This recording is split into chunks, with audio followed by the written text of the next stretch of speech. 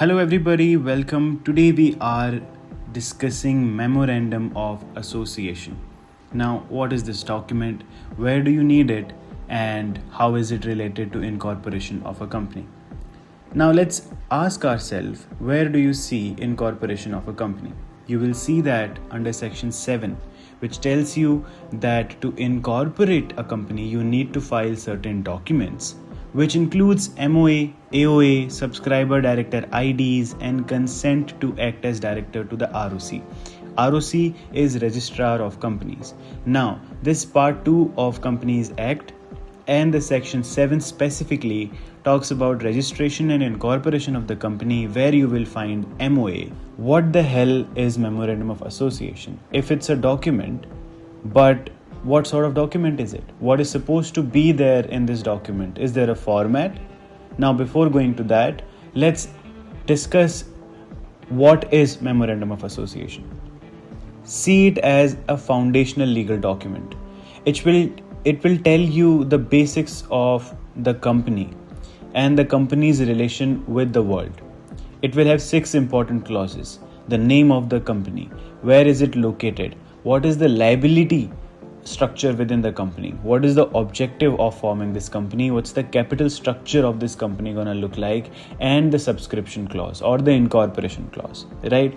So let me show you. This is how it looks. You can go to schedule 1, and based on section 4 and 5, you can see there are different tables that are given for how to formulate a memorandum of association.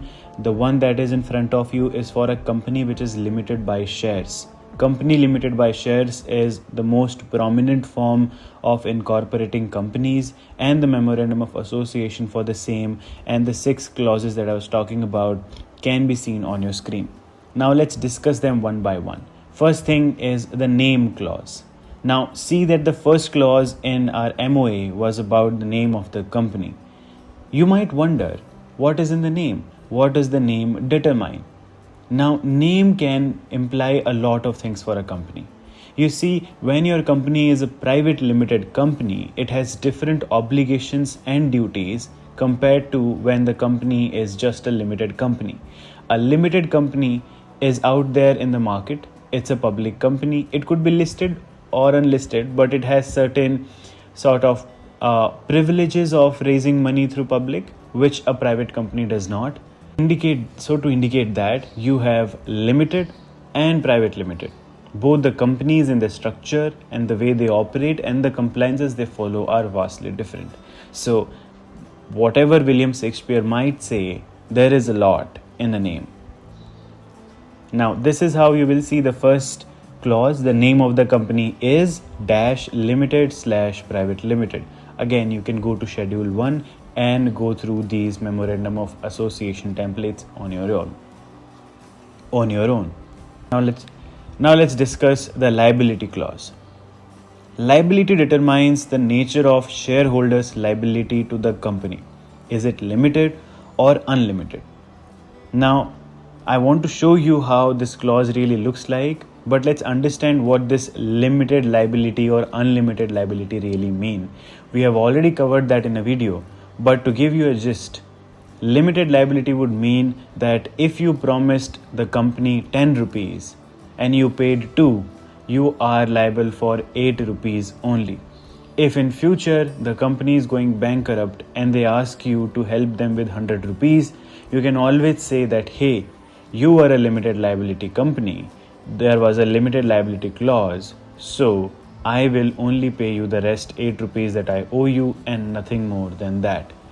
You are not personally liable for the assets of the company. You are only liable to the extent that you owe them through that limited liability understanding.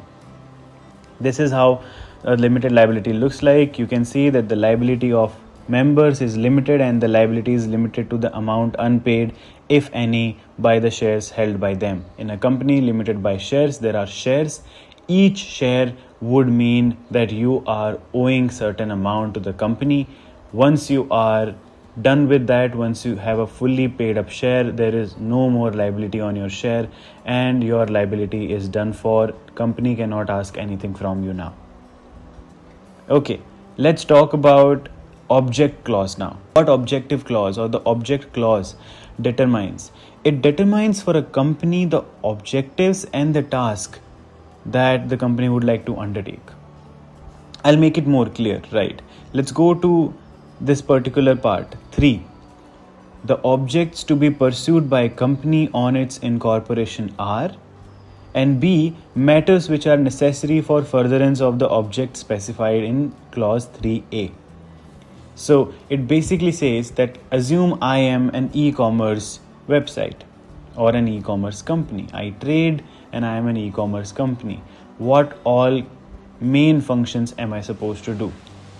I am supposed to manage an e-commerce platform, a digital marketplace, a web portal to facilitate all of that. And then there are certain ancillary business which I need to do to be a successfully running e-commerce website. That would be owning certain warehouses, signing certain contracts, maybe acquire some company which is doing warehouses or servicing or providing me with delivery partners. Now think of this situation. This e-commerce website now want to do a trade with a company who is building spaceships. Clearly, this does not align anywhere on your objectives. So, would the company be allowed to do that? Or is there anything that will stop them from doing so? This is where we know doctrine of ultra vires comes into play, which is a very important doctrine, and I've covered it in a separate video. I recommend you go and watch that. Now let's come to the capital clause. Capital clause again is one of the most important clause in Memorandum of Association. It tells you the total capital that the company can raise. Let's say I have a company and I want to raise 1 lakh rupees. I will issue shares worth rupees 10,000 and the company is then divided into 10 shares. This is the maximum that my company can do. It can raise 1 lakh rupees total. That's the maximum that we can do. We can always come back, amend the MOA, increase this 1 lakh rupees to 10 lakh rupees. Mind you, the amount that you put here makes your company eligible for the appropriate stamp duty. So it is really a balancing act between your ambitions that I want to make a company worth 100 crore rupees versus the stamp duty that you have to pay to register your company. You are starting now, you want to confidently say that your company can do 10 crores of capital by doing business and getting people on board. You can then put it 10 crore. At some point, if you see that the company is taking off really well, you can always come back and amend it. A very good point to note here is that this is authorized share capital. This is the amount that the company can raise eventually and ultimately. The amount of the capital that it has opened up or issued to people, which has been subscribed by people, that could be much lesser than 1 lakh rupees.